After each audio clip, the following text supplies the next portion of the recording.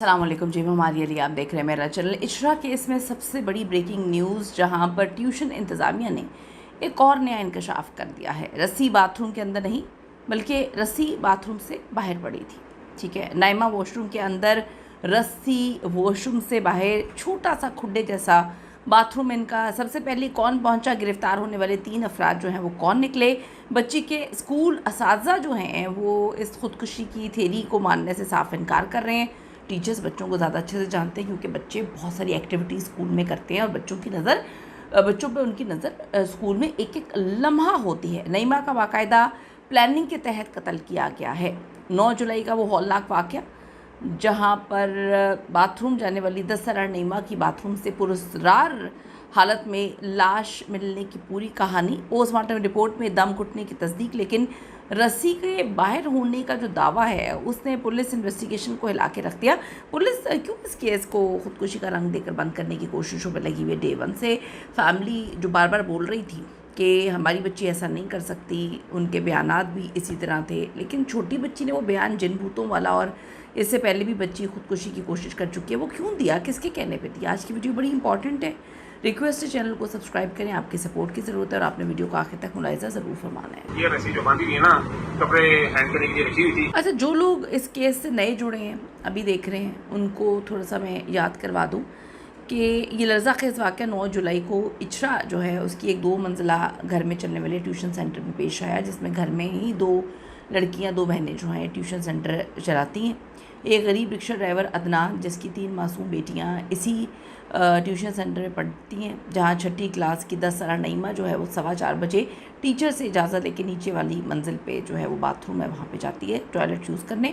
लेकिन जब 15 से 20 मिनट या 25 मिनट कर लें वो वापस नहीं आती, तो उसकी बहनें नीचे जाकर देखती हैं, जहाँ बाथरूम का दरवाज़ा तो खुला होता है और मासूम नईमा बेहोशी की हालत में ज़मीन पर पड़ी होती है। अस्पताल पहुँचने से पहले ही डिक्लेयर किया जाता है डॉक्टर की जानिब से कि यहाँ पर हमारे पास आने से पहले उसकी डेथ हो चुकी थी।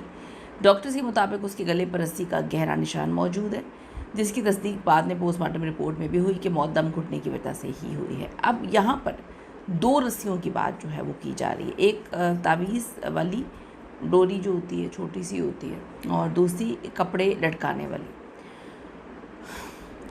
अच्छा, शुरू में तफ्तीश के हवाले से अगर मैं बात करूँ, तो तफ्तीश को मुकम्मल तौर पे गुमराह करने की कोशिश की गई, कहानियाँ घड़ी गई। बच्ची पर जिन्नात का साया है, जिन्होंने जो है बच्ची को बाथरूम में जाके मार दिया, और इससे पहले भी 2 साल पहले बच्ची जो है फंदा लगाकर अपनी जान लेने की कोशिश कर चुकी है। ये कहानियाँ बनाई गई गुमराह करने के लिए। लेकिन government girls high school Ichhra की टीचर्स जो हैं वो मैदान में आती हैं, जो इस बच्ची की टीचर्स हैं। उन्होंने दावा किया, ये सारे दावे झूठे करार दिए और कहा कि नईमा एक नॉर्मल हंसती खेलती है, बहुत ही ज़िंदगी से भरपूर बच्ची है, वो किसी सूरत अपनी जान नहीं ले सकती। ये तो हम भी बेवकूफ़ नहीं हैं, आप और हम दोनों ये समझते हैं कि बच्ची जो है उसकी जान ली गई है। बच्ची खुद से तो इतने खुड्डे जैसे बाथरूम में खुद, मतलब लॉजिक नहीं है ना। मुझे नहीं पता पुलिस कैसे लॉजिक्स मानती है, या जब दिल चाहता जो मर्ज़ी, मैं इस पर कोई बात नहीं करना चाहती। लेकिन अगर हम लॉजिकली बात करें तो बच्ची ने अगर खुद जान देनी है तो किसी ऐसी जगह पे करेगी जहाँ पे मतलब इतना खुड्डा सा बाथरूम। उसमें सही बात है, किसी ने कमेंट लिखा हुआ था कि जी लोटे के साथ रस्सी बांध के तो वो खुदकुशी नहीं कर सकती ना, फंदा नहीं ले सकती। कैसे ले सकती है इतनी छोटी सी बच्ची? किस जगह ली होगी? कोई जगह तो बताएं, कोई एक्सप्लेन तो करें।